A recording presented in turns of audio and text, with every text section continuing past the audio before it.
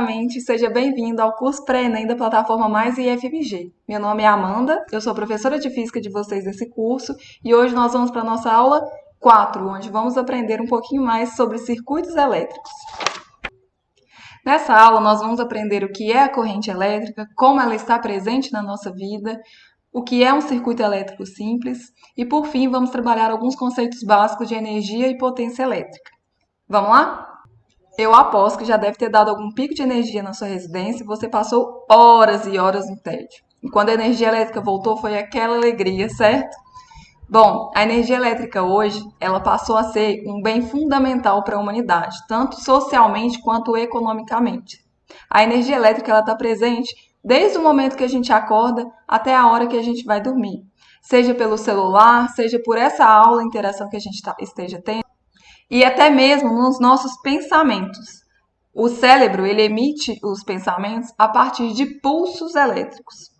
Então, vamos entender um pouquinho mais sobre como funciona? Bom, então, primeiramente, para a gente entender como funcionam todos esses temas, a gente tem que estabelecer uma grandeza, que é a corrente elétrica. Corrente elétrica, gente, como o próprio nome diz, é um fluxo de elétrons, tá? Ou um fluxo de portadores de carga elétrica. Eu trouxe aqui como analogia o fluxo de água. Então, da mesma forma que a água sai por uma mangueira, a corrente elétrica, ela flui, tá? Sobre um condutor. Então, aqui eu trouxe uma animação, né? Vários elétrons e todos eles se movendo em uma direção preferencial.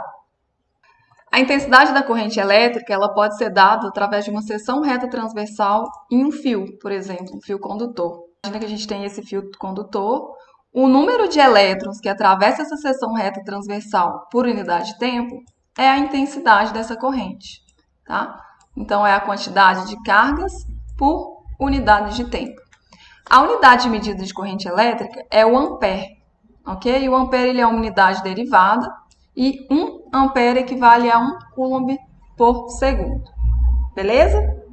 Bom, a corrente elétrica, quando ela passa por um condutor, ela pode provocar diversos efeitos. Por exemplo, eu posso ter o efeito Joule, que basicamente é a conversão de energia elétrica em energia térmica. Essa corrente pode, por exemplo, interagir com o campo magnético presente e então a gente vai ter a conversão de energia elétrica em movimento.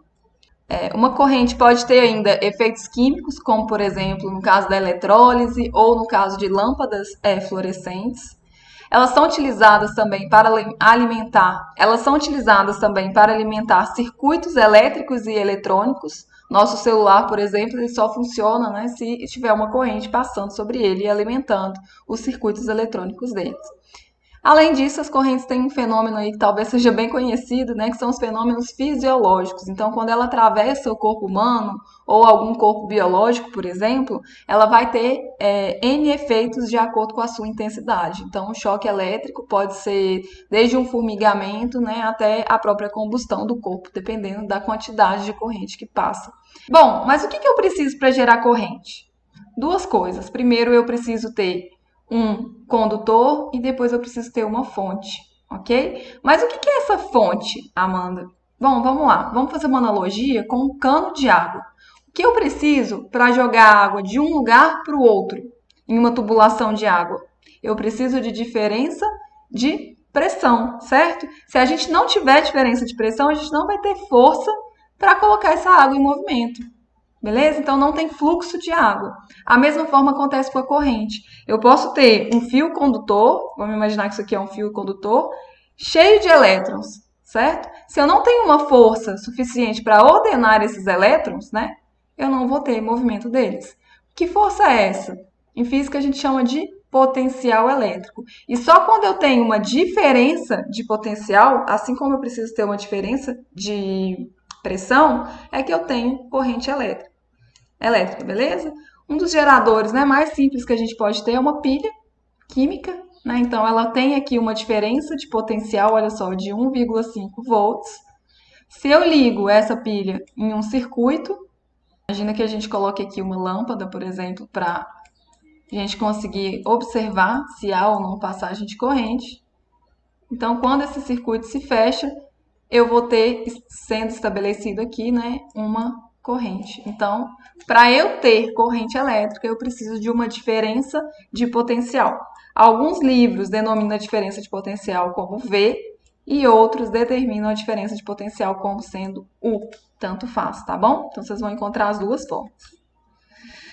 Bom, agora que a gente já sabe o que é uma corrente elétrica e o que a gente precisa para estabelecer uma corrente elétrica, a gente pode definir circuito elétrico. Circuito elétrico é simplesmente um caminho pelo qual se pode estabelecer uma corrente elétrica. Aqui eu trouxe um circuito elétrico formado, por exemplo, de uma pilha e duas lâmpadas. Tá? Então aqui a gente tem multímetros, que são aparelhos que medem a intensidade da voltagem ou a intensidade da corrente. Agora que a gente sabe o que é um circuito, vamos conhecer um dos componentes mais utilizados em circuitos simples elétricos, que é a resistência elétrica. Basicamente, todos os materiais, né, eles oferecem uma certa resistência, por mais condutor que ele seja. A resistência é o quê? É a capacidade do corpo em se opor à passagem de corrente elétrica. Então, vamos imaginar esse esquema aqui, na figura acima, onde eu tenho corrente elétrica querendo passar pelo material e eu vou ter partículas, né, e subpartículas nesse material. Essa corrente ela vai encontrar obstáculos, né, até ela conseguir chegar na extremidade desse condutor. Esses obstáculos, né, são conhecidos como resistência elétrica. E o símbolo da resistência elétrica é esse ômega, tá? E ele é medido em ohms. Em um circuito, os símbolos utilizados para representar resistências elétricas, né, são esse zigue-zague. Então, toda vez que vocês verem esse zigue-zague, ou ainda o Enem utiliza muito lâmpadas, todas as vezes que vocês verem lâmpada, a resistência ela é proporcional à voltagem e inversamente proporcional à corrente. O que significa isso? Quanto maior a voltagem, maior a resistência, certo? E quanto maior a corrente que passa, significa que o corpo tem menor resistência. Essa relação aqui a gente chama de lei de Ohm, e ela pode ser expressa também da seguinte maneira, vocês podem ver ela como diferença de potencial é sempre igual a corrente vezes a resistência. Então vamos estudar um circuito elétrico simples. Eu trago aqui um chuveiro elétrico. Acho que todo mundo já viu o que é um chuveiro elétrico, né? E o que acontece no chuveiro? Eu tenho aqui uma diferença de potencial, certo? Que gera uma corrente nesse circuito. Dentro do chuveiro, eu vou ter uma resistência, que é esse filamento aqui. Acredito que muitas pessoas já viram de perto uma resistência elétrica de um chuveiro. E a corrente vai passar, certo? Ela vai encontrar essa resistência.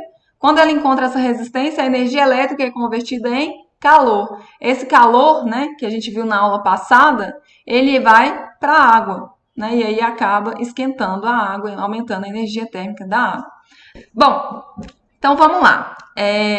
Acredito que todo mundo já mudou a posição ali da chave do chuveiro, né, para o verão ou para o inverno.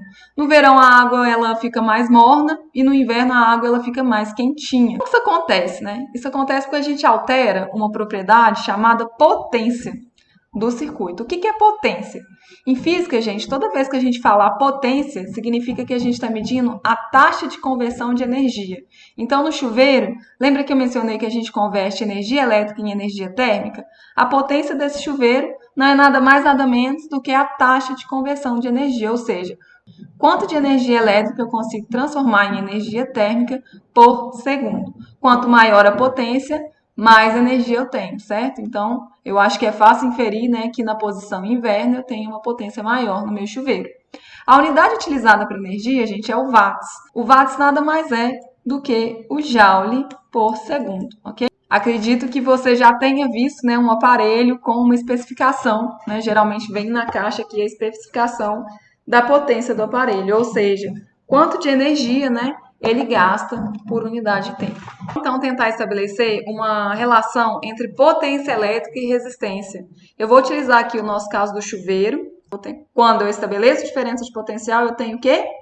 Corrente. Essa corrente ela vai passar nessa resistência aqui e me liberar energia, né? Então, a gente fala que a gente tem o efeito Joule, conversão de energia térmica em energia elétrica. A gente sabe, lá da lei de Ohm que eu apresentei um pouquinho antes, né, que o potencial ele é igual a corrente elétrica vezes a resistência, certo? Ou ainda, né, a resistência, ela é igual ao potencial sobre a corrente elétrica.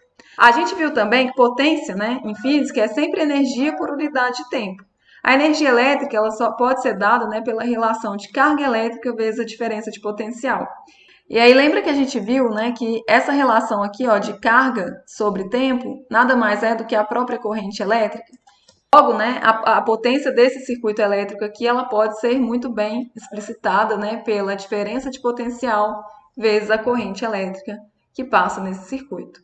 Se eu substituir, né, a diferença de potencial aqui pela fórmula da lei de Ohm, eu chego nessa segunda fórmula aqui da potência, ou seja, a potência é igual a resistência vezes o quadrado da corrente elétrica, ou eu ainda posso, né, chegar nessa relação aqui, que a potência é igual ao quadrado da diferença de potencial sobre a resistência. Certo, professora, entendi, mas o que essas fórmulas vão me dizer, né? Eu vou contar para vocês uma história que aconteceu comigo quando eu entrei na faculdade, eu nem sabia física, nada, e eu era movida pelo meu senso comum, né? E aí o nosso chuveiro ele não estava esquentando a água. E aí tinha uma outra colega que morava na mesma república que eu e ela deu a ideia, né, da gente mexer na resistência. O que ela fez? Ela foi lá e cortou um pedaço da resistência. E aquilo ali na minha cabeça não fazia sentido. Na minha cabeça, né, a resistência transformava energia elétrica em calor. Quanto maior a resistência, mais energia elétrica ia ser transformada em calor. Que depois que eu fiz, que eu estava lá no meio da minha graduação, que eu fui entender um pouco mais sobre circuitos elétricos, é que eu entendi o raciocínio dessa menina. O que aconteceu? Quando a gente tem um chuveiro elétrico, por exemplo, de 220 volts, a voltagem dele é constante, certo? Então, o que eu tenho que fazer para aumentar a potência? Se eu vou manter essa voltagem aqui constante, eu tenho que diminuir a resistência elétrica. E aí que eu entendi o porquê que essa menina cortou essa resistência elétrica, tá?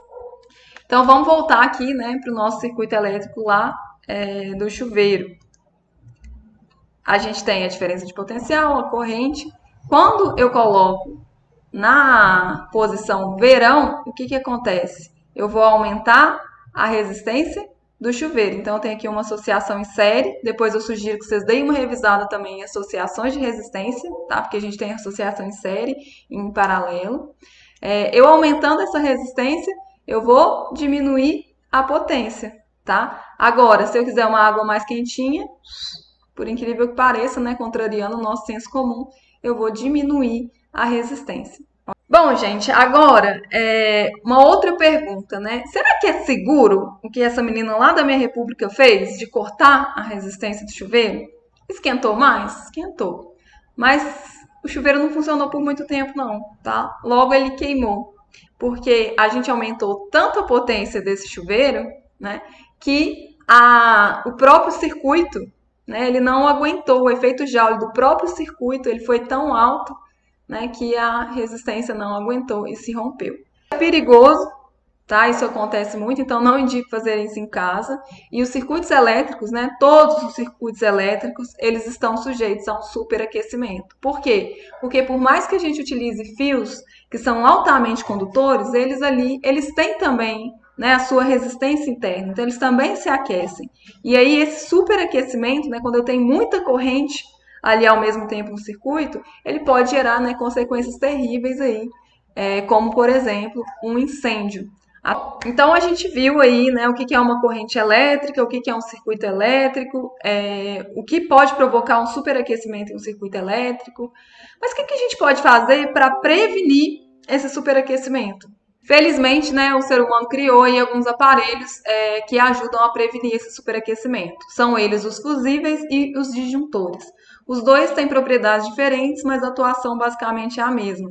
Qual é? Quando eu tenho uma sobrecarga ali no meu circuito, eu vou ter um desarmamento dos disjuntores ou uma queima de fusível. E aí, a gente consegue, né, evitar esse superaquecimento e evitar acidentes. Por isso que é tão importante a manutenção, né, dos circuitos elétricos. Bom, gente, então nessa aula a gente conseguiu aprender um pouquinho mais sobre energia elétrica.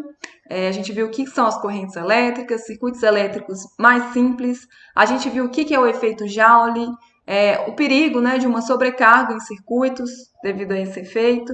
O que é potência, o que é energia elétrica, né? Como que essa energia ela pode ser convertida em outros tipos de energia. O estudo da eletricidade ele é bem extenso. Infelizmente, eu não posso ficar aqui o dia todo falando com vocês, né? Essa aula tem que ter uma duração aí de 15 minutos. Mas eu proponho, né, que vocês estudem aí alguns tópicos, sendo eles associação de resistores, capacitores e aplicações de circuitos elétricos. Eu vou ficando por aqui, espero que vocês tenham gostado dessa aula, desse material. É isso, um abraço e até a nossa próxima aula.